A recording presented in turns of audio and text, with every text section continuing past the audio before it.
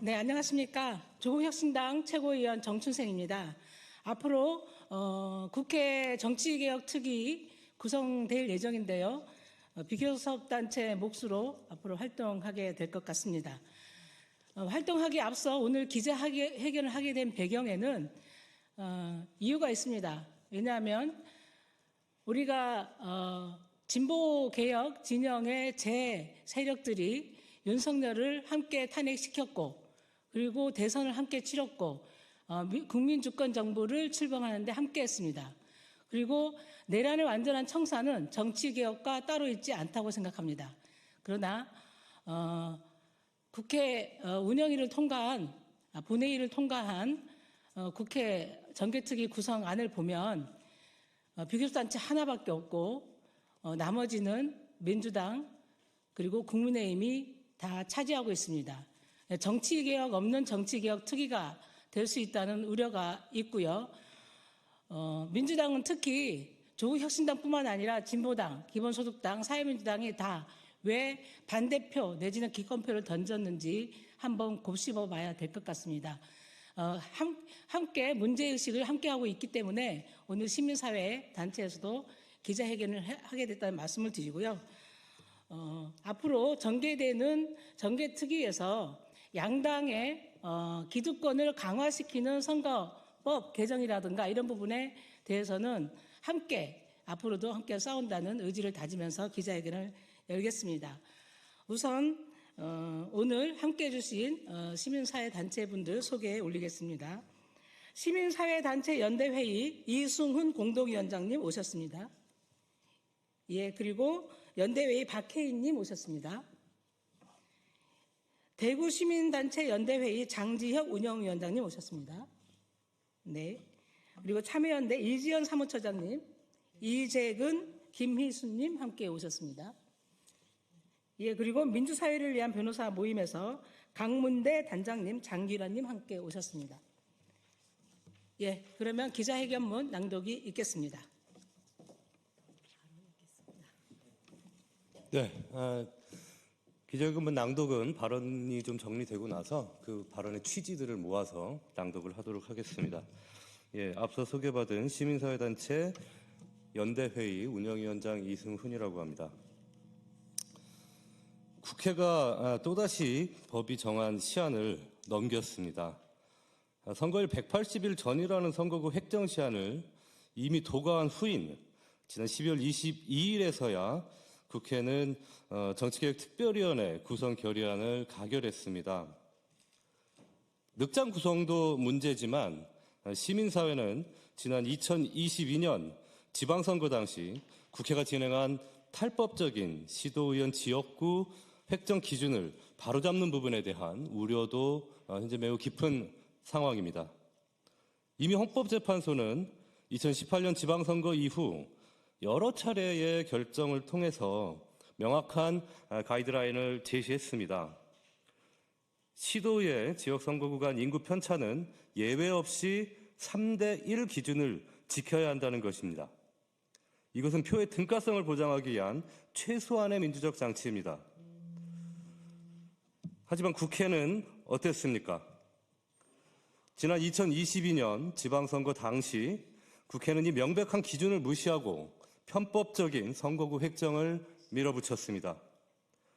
이에 대해 시민사회가 제기한 헌법소원에서 지난 10월 헌법재판소는 해당 획정이 위헌임을 다시 한번 엄중히 확인했습니다. 당시 국회는 공선법 21조 단서 조항을 자의적으로 해석하면서 예외를 남발하였습니다. 그 결과 전북, 경북, 대구, 인천, 충남 등 전국 곳곳에서 유권자의 소중한 한 표 가치가 차별받는 기형적인 선거구가 탄생했습니다. 특정 지역 유권자의 목소리는 과다하게 반영되고 다른 지역 유권자의 표는 사표가 되는 불평등이 국회의 손에 의해 자행된 것입니다. 국회에 강력히 촉구합니다. 더 이상 시간이 없다는 핑계를 포함하여 어떤 이유로도 위헌적인 선거구 획정을 되풀이해서는 안 됩니다. 이번 정개특위 논의 과정에서 헌재가 제시한 3대1 인구 편차 기준은 단 한 곳에 예외도 없이 전적으로 적용되어야 합니다. 국회가 예전처럼 또다시 헌법 정신을 무시하고 위헌적 획정을 되풀이한다면 시민사회는 가능한 모든 법적 구제 수단을 동원해 강력히 대응할 것임을 엄중히 경고합니다. 이상입니다.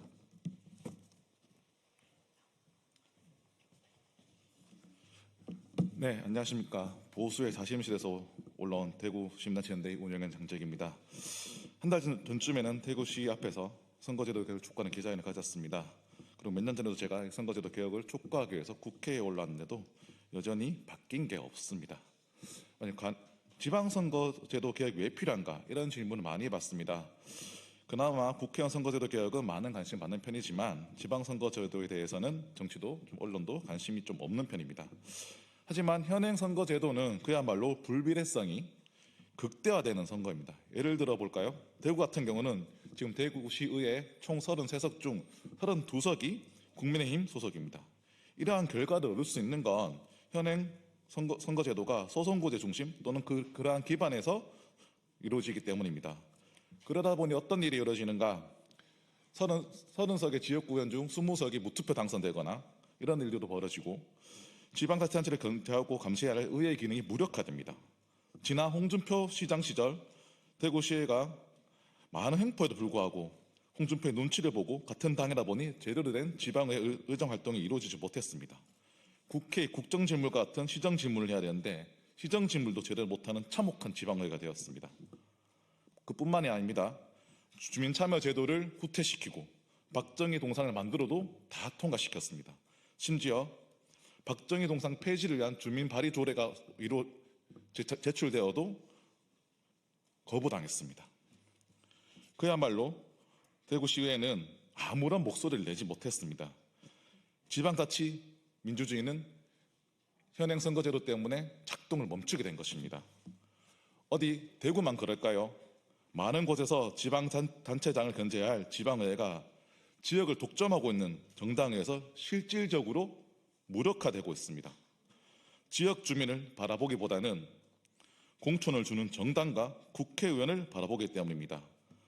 정당과 국회의원은 또 어떻습니까? 지역민을 대표하는 의원을 공천하기보다는 당에만 충성하고 국회의원의 수석이 될 수 있는 지방의원을 공천하고 있습니다. 그러다 보니 일상의 민주주의를 지키고 수행하고 경험할 수 있는 장이 되어야 할 지방의회가 지금의 선거제도로 인해서 무너지고 있습니다. 민주주의를 지키고 확장하기 위해서라도 다가오는 지방선거에 앞서 지방선거제도를 개혁해야 됩니다. 국회에 다시 한번 강력히 촉구드리는 바입니다.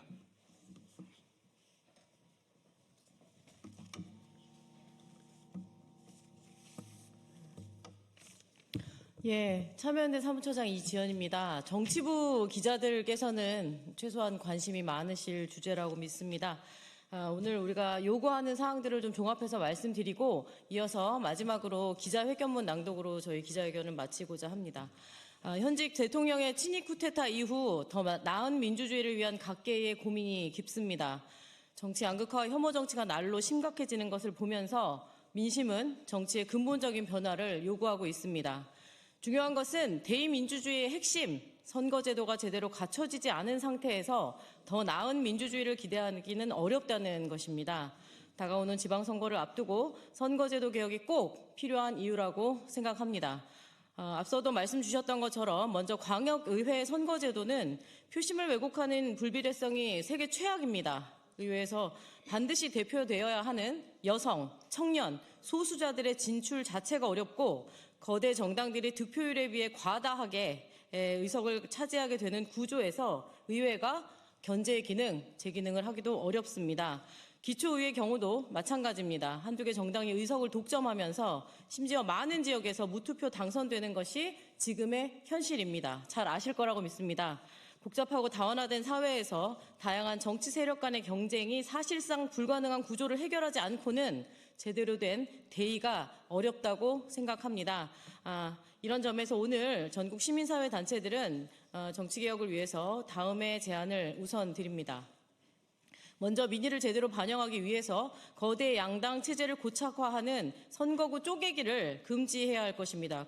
기초의회의 경우 3에서 5인의 중대선거구제 확대를 요구합니다. 또 지역구 의석수의 10%에 불과한 광역의회 비례대표 의원 비율을 최소 20% 이상으로 올려서 사표를 줄이고 다양한 정치 세력이 의회에 진출할 수 있게 해야 할 것입니다. 진정한 대표성 확보를 위해서 결선 투표제 도입도 미룰 이유가 없습니다. 시도지사 선거부터 시작할 것을 제안합니다. 정치 영역에서 성평등 실현 너무도 시급하고 중요합니다. 공천 과정에서 특정 성이 60%를 초과하지 않게 법에 명시하고 이 제도가 실효성 있게 작동할 수 있도록 성별 균형 공천을 하지 않는 정당에는 보조금을 감액하는 제재 방안 도입을 검토할 수 있을 것이라고 생각합니다. 충격적인 내란을 겪으면서 우리는 민주주의에 대한 시민들의 확고한 믿음을 확인한 반면 또 우리 민주주의 체제의 부족한 점과 취약한 점도 확인했습니다. 늦었습니다. 국회 정치개혁특위가 정치개혁을 요구하는 민심을 무겁게 받아들이고 민의를 반영하는 선거제도 개혁, 정치개혁을 위한 논의를 신속하게 진행할 것을 요구하면서 말씀 마치겠습니다. 고맙습니다.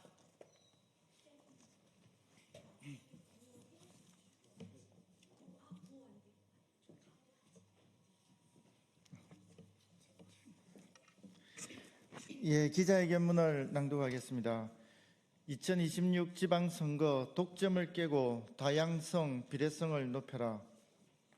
지난 10월 23일 헌법재판소는 전북특별자치도의회 의원지역 선거구가 인구 편차 상하 50%의 기준을 위반해 주민들의 평등권과 선거권을 침해한다며 헌법 불합치 결정을 하였습니다. 이때 헌법재판소가 정한 입법 개선 시한인 2026년 2월 19일도 2달도 채 남지 않았습니다. 국회는 헌법 소원이 제기되고 헌법 불합치 결정이 난 선거구만 재획정하는 땜질식 입법 조치를 취해왔습니다. 풀뿌리 자치와 민주주의의 기본인 지방선거가 벌써 9번째 실시를 앞두고 있는 가운데 국회 이 같은 행태가 또다시 반복돼서는 안 됩니다. 선거구 획정은 단순히 인구수에 따라 지구역을 나누는 것을 넘어서는 중차대한 사안입니다. 국회 정치개혁특별위원회는 표의 등가성과 비례성을 실현하는 지방의회 선거제도의 개혁에 조속히 나서야 합니다. 이에 우리 시민사회는 다음과 같이 요구합니다.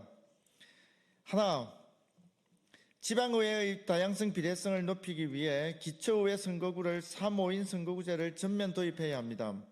그동안 기초의회 선거구는 거대 양당이 선거구 쪼개기를 통해 독식해왔습니다. 이는 유권자의 선택의 폭을 줄이고 소수 정당이 아닌 거대 기득권 양당에 투표할 수 없게끔 만들어 표의 등가 대표성을 왜곡시키는 대표적인 거대 양당의 정치 야합입니다. 이번 지방선거를 앞두고 유권자의 선택의 폭을 넓히고 표의 대표성을 확대하기 위해서는 기초의회 3~5인 중대선거구제를 전면 도입해야 합니다. 아울러 지방의회의 다양성 비례성을 높이기 위해 광역의회 비례대표 의원의 비율을 최소 20% 이상 높여야 합니다. 광역의회 또한 비례의원의 비율은 10% 남짓에 불과하여 비례성을 담보할 수 없었습니다. 이에 비례의원의 비율을 최소 20%에서 50% 수준까지 확대해 불비례성을 낮추는 것이 우선되어야 합니다. 하나, 지방자치단체장의 대표성을 높이기 위해 우선 시도지사, 광역단체장 선거에 결선투표제를 도입해야 합니다. 자치단체의 행정사무를 총괄하는 지방자치단체장의 경우 50% 미만의 득표율로 당선되는 경우가 상당합니다. 선거의 민주적 정당성을 확대하기 위해 대통령 및 자치단체장 선거에서 결선투표제를 적극 도입해야 할 때입니다.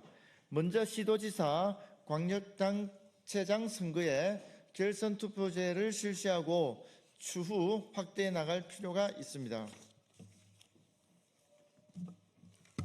하나, 정치 영역에서 성별 불균형을 해소하기 위해서 후보 공천 시의 특정성이 10분의 6을 초과하지 않도록 제도 개선이 이루어져야 합니다. 현재 공직선거법은 지역구 후보자의 경우 30% 이상을 여성으로 추천하도록 하는 노력 규정을 부과하고 있지만 이는 잘 이행되고 있지 않은 실정입니다. 이에 성별균형 공천을 하지 않는 정당에는 선거 보조금과 경상 보조금을 감액하는 제재 방안이 적극 도입되어야 합니다. 새로운 정치의 가능성을 위해 정치 장벽을 해소해야 합니다. 이 외에도 새로운 정치의 가능성을 위해 정치 장벽을 해소하기 위해 지역 정당이 나타나 지방 분권과 풀뿌리 민주주의를 실현할 수 있도록 정당법을 재정비해야 합니다. 경제력 유무에 따라 피선거권이 제한되지 않도록 기탁금 제도를 개선하여 정치 진입의 장벽을 낮추고 선거비용 보전 반환 기준을 하향해 다양한 정치 세력과 정치 신인의 도전을 장려할 수 있어야 합니다. 아울러 국회 의석수를 기준으로 선거 시기 기호를 결정하는 것이 아닌 교호 순번제를 도입해 기존 정당에 부여하는 불합리한 특혜를 없애야 합니다. 누구나 정치에 참여할 수 있도록 모든 시민의 참정권을 보장해야 합니다. 공직선거법, 정당법을 개정해 청소년의 선거권을 보장해야 합니다. 교사와 공무원의 정치적 기본권을 보장해 일반 국민이 누리는 정치적 권리를 누릴 수 있도록 해야 합니다. 선거만 있으면 광범위하게 유권자의 표현의 자유를 옥죄는 현행 선거법 개정도 필수입니다. 아울러 사전투표 실시에도 택배 노동자 등 여전히 많은 유권자들이 투표소에 가지 못하고 있는 실정입니다. 참정권의 기본 중의 기본인 실질적 투표권 보장을 위한 투표시간 연장 같은 제도 개선이 이루어져야 합니다. 2026년 6월 3일 제9회 지방선거를 앞두고 국회는 12월 22일에서야 국회 정치개혁특별위원회 정기특위 구성 결의안을 본회의에서 통과했습니다. 이번 선거 역시 늑장 출발을 한 것입니다. 이제 오늘로 166일 남았습니다. 국회는 거대 양당의 독식과 독점으로 왜곡된 민심을 바로잡고 다양성과 비례성을 높이기 위한 지방선거제도 개혁에 조속히 나설 것을 강력히 요구합니다. 독점을 깨고 다양성, 비례성을 높여라. 새로운 정치의 가능성을 위해 정치 장벽을 해소하라. 누구나 정치에 참여할 수 있도록 모든 시민의 참정권을 보장하라. 2025년 12월 23일 시민사회단체 연대회의 정치개혁특별위원회 이상입니다.